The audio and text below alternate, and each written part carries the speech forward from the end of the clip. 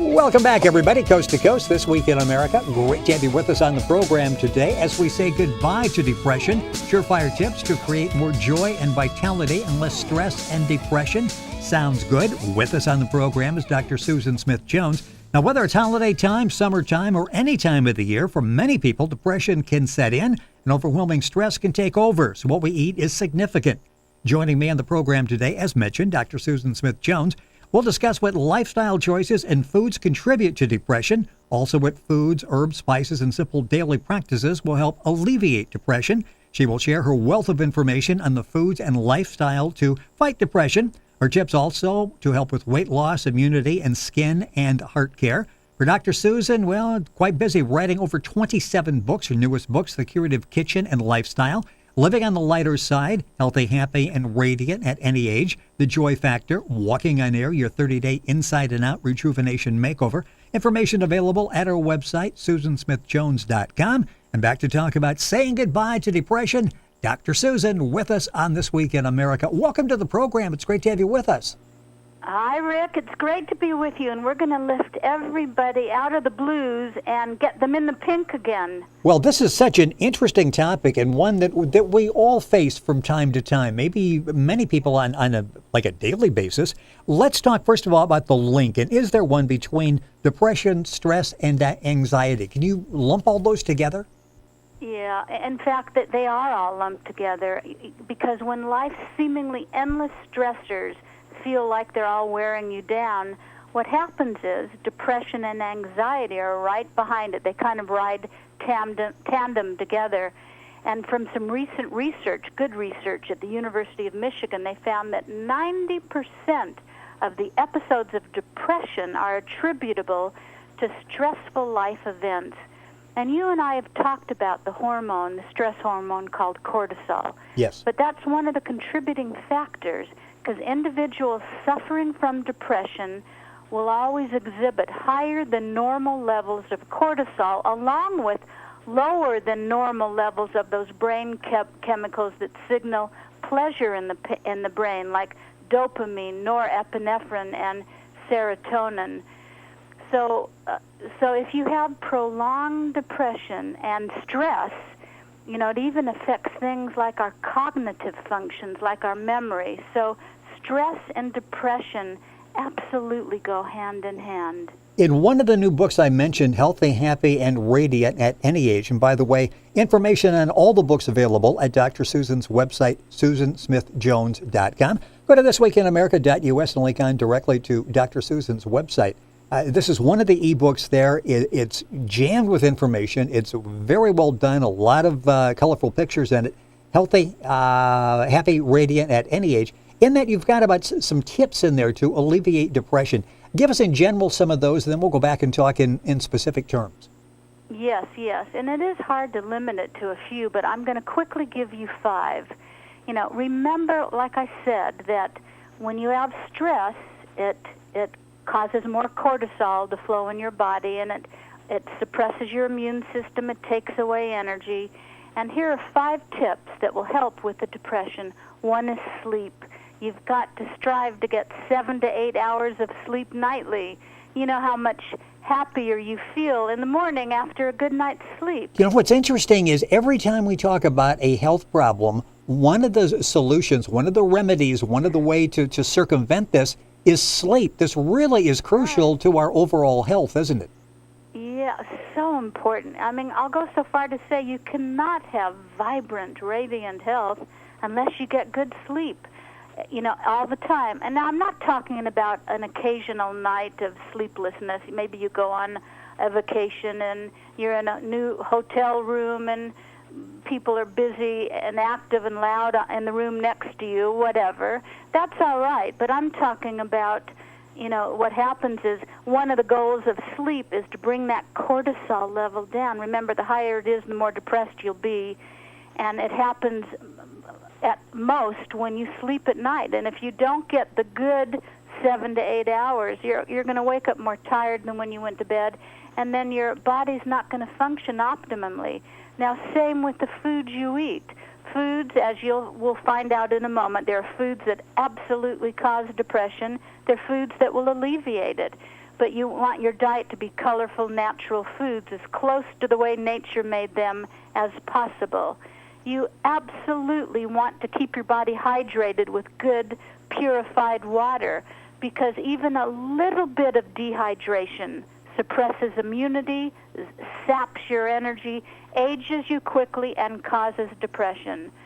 Now, 2 more things. Exercise, a regular exercise program, especially aerobic exercise, does more than help you lose weight. It will brighten your mood and boost your self-esteem because of the chemicals it releases when you work out, like enkephalin and those endorphins. They're natural mood lifters. And then meditation combined with deep breathing, when you can take a few minutes out during the day and breathe in long, slow, deep breaths, like I know you and Otto are doing now. Long, slow, deep breaths in and out. It promotes calmness, relaxation, even compassion. And if that weren't enough, it helps to slow down the aging process. And know this, that 1 out of 10 Americans are on antidepressants. Last year, 253 million prescriptions were written for antidepressants. And they all have side effects, and there's so much you can do naturally to help your issues with depression. And it's interesting when you talk to people who are taking antidepressants, it's very, very difficult to get off. And what you do this in a slow process, so there aren't a lot of problems. We're talking about saying goodbye to depression. Our guest on the program is Dr. Susan Smith-Jones. Website susansmithjones.com. It's interesting when you talk about exercise, and you've mentioned this before, but it's a lot nicer when you can do it outdoors, isn't it? You're out in nature, and it's not like you're in a room and the door's closed and you're counting every step you take. When you're outdoors, it's just a whole different atmosphere. So much nicer outdoors, really, and it goes way beyond that. You have something beautiful to look at, especially if you can be out in nature. And like you know, I love to hike, and I'm right by the beach in Santa Monica, or else maybe there's a local park near where you live, or maybe even work out in your backyard if you have some garden back there. But when you're in a natural environment, you're going to breathe in those healthy negative ions. It's part of the air. Air is made up of positive and negative ions.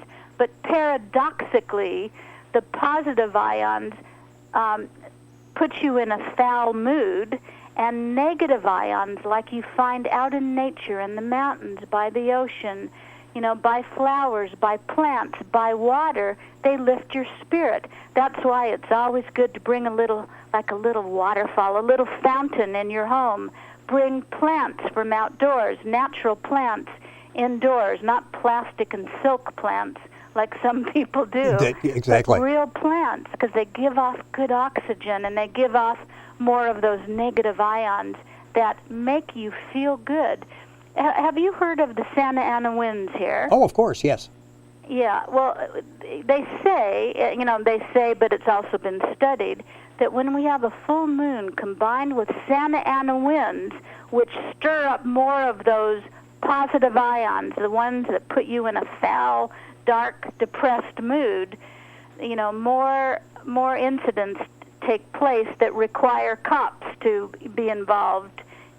More burglaries and robberies and more incidents of whatever. When those 2 things, the full moon and especially the Santa Ana winds, are showing themselves at the same time. It's a difficult, when you have that those 2 factors working together. I'm thinking, and see if my memory is reasonably close to being accurate, on deep breathing. Don't you recommend maybe at the top of the hour or at certain intervals during the day just to take a few minutes and do deep breathing? Yes, you really do listen to what we talk about, don't you? I always say that every hour on the hour, except when you're sleeping, take 1 to 3 That's what I thought it was minutes hourly. to do, Yeah. Yeah, to do long, slow, deep breaths, because that will help calm you and relax you, help you feel more peaceful. And as we'll get into in more detail in a moment and next time, remember that body, mind, and spirit work as one. A healthy diet equals a healthy mind, healthy well-being. And the body, mind, and spirit work as one. So when you exercise, it puts you in a more positive mood, of course, because of all those happy hormones that are released. When you get enough sleep, you're more optimistic. And when you're depressed, isn't this interesting? Your food choices often reflect your poorly lit thoughts. You know, when you're in a bad mood, you probably, and depressed, you probably see you eat more sugars and sweets and refined carbs and trans fats. Exactly, yes. Probably artificial sweeteners. And it's important to break that cycle when you are in a more depressed mood and make yourself eat healthier foods, lots of produce, raw food, colorful food, fruits and vegetables. You know, even last year, a study at the University of Northwestern Ohio, and they looked at aspartame, because some people think they're doing real well if they give up sugar, but they instead replace it with aspartame and artificial sweeteners. And they had to actually stop a study of artificial sweeteners because some of the participants developed suicidal thoughts. Wow. Yeah, we think if we get away from the sugar and we use the sugar substitutes, we're fine. But I've seen so many studies that saying, no, that really isn't a whole lot better for you. In some cases, obviously, if you're contemplating suicide, it's worse for you than drinking all the sugar. That's right. And as my grandmother always taught me as a teenager, eat real food, not fake food. Food with color. And I don't mean like candy color. Exactly, yes. Candy. But foods as close to the way nature made them as possible. And whatever you can do, Rick, you know, not you, but everyone listening, if you're carrying extra weight, there's such a connection between extra weight and depression. Mentally, first of all, it's difficult for lots of people when you walk around and you feel the extra weight on your body. It's even harder to work out. But physically, the extra weight puts lots of stress on your body because it has to work harder to help you live throughout the day, and that causes an increase in what's that, one of those stress hormones called? Do you remember? No. Cortisol. Okay, there we go. Okay. Yeah, okay. So it increases the cortisol. And I know I'm going to get a scolding from you after the show telling me don't put you on the spot. I was thinking of endorphins. The cortisol. I'm hung up on endorphins. That's why I couldn't get to that. So that I'm thinking of the pleasure ones. So, yes. Yeah, but that extra cortisol causes your body to hold on to all of the calories you eat, even if it's healthy food. And you know, we talked about this briefly last time, but in my current newsletter, if you go to my website, SusanSmithJones.com, and on the right, if you haven't signed up yet, it takes 10 seconds. You give me your email address, and once a month you get a motivating, uplifting, holistic health newsletter from me that the general public never sees. And I just recently, a couple months ago, completed a small clinical study with 30 people, both male and female, ranging in ages from 14 to 86, and I wanted to see how my recipe, which is delicious, for vanilla chia seed pudding, would help them lose weight, because I saw it on me and my friends and family. So then I thought I'll do a little study. And at the end of 10 days, and I asked everyone to have this pudding 2 times a day, you know, so you don't have to twist your arm to eat a delicious pudding. Right. And at the end of 10 days, everyone lost between 3 and 10 pounds and had other benefits like better bowel movements, more energy, reduction in carb cravings. And it takes about 90 seconds to make, and everyone loves the taste of it. So if you go to my current newsletter, that again, the general public never sees these, they're just for people that sign up, you'll be able to get the recipe. And you can go to SusanSmithJones.com, log on to our website, thisweekinamerica.us, and go directly there. Susan's books and websites, like having a holistic health app for anything related to superfoods, optimal nutrition, weight loss, anti-aging, rejuvenation, natural remedies, balanced living, SusanSmithJones.com. A couple minutes left in the program. Why what you say is so important is it's all relatable. You're talking about exercise, but we don't have to go buy a $5,000 contraption, possibly life-threatening contraption with some of these to do that. You can walk out in nature. And when we're talking about taking a deep breath and the benefits of that, it's something you can do. It doesn't cost you anything. You just have to remember every hour or so to take a few minutes and do that. Just a couple minutes left in the program. While we're talking about deep breathing, when there are let's talk about some other healing practices very briefly, like a massage. I think you mentioned meditation, music. Are those all good in helping to reduce stress? Yes. Whatever will help lower the hormone level, cortisol, in your body, because that's what wreaks havoc on every cell in your body and causes depression. That's one of the things. So massage has been shown to reduce cortisol levels, blood pressure, and overall anxiety. And it also increases serotonin, that feel-good hormone, and also helps to boost the immune system. Yoga, when practiced regularly, leads to reductions in cortisol levels, blood pressure, feelings of anger and exhaustion. In one study, Rick, those who practice yoga reported better skills with coping with all kinds of stress, and it elevated their mood, and it increased life and job satisfaction more than just simply reading a book. Visualization is great when you see your life the way you want it to be. Listening to your favorite music will absolutely help. And having a good support of family and friends. Lack of support, studies show, lack of social support increases depression.